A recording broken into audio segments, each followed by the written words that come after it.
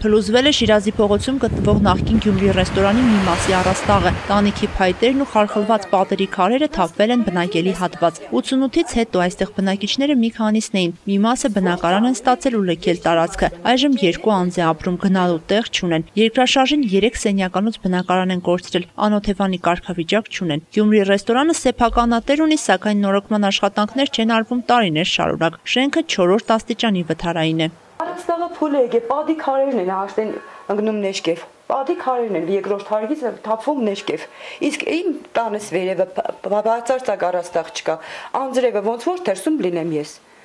Մեծ դաշտերը, թասիկները թնում են, որովհետեւ չթրջվեն։ Մի կդոր փալաս է կամպան, եթե փտել է աշտեն։ Տվալը բոլը փտած վիճակով, չգիտեմ ես ում կարելի դիմել, ինչ չգիտեմ ում դիմեմ աշտենել, հնարավորություն չունեմ աշտեն։ Ես ապրել չի նշանակում, խնդրեմ, մինչև հիմա հələ թափվում է։ Միայն գալիս ասում են ազատեք շենքը, Երևանից եկել են, շենքը արել են, բայց ոչ մտածում են վերևում մարդ կա ապրող, ոչ բան, մի հատ չեն տեսնում, այստեղ ինչ վիճակով են ապրում։ Վերևից երկրորդ հարկից անձրևային եղանակներին տաշտերն են, թասերն եմ տնում այնտեղ։ Շենքը բավական վատար վիճակում է,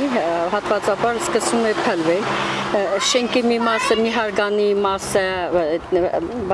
վերանորոգեցին, մի պատը փլման ենթակա էր, հարավային պատներ, այդ վերանորոգեցին, բայց մնացած այս 2 հարգանի մասը հենց Գորկու 30 է, հիմա Շիրազի 30,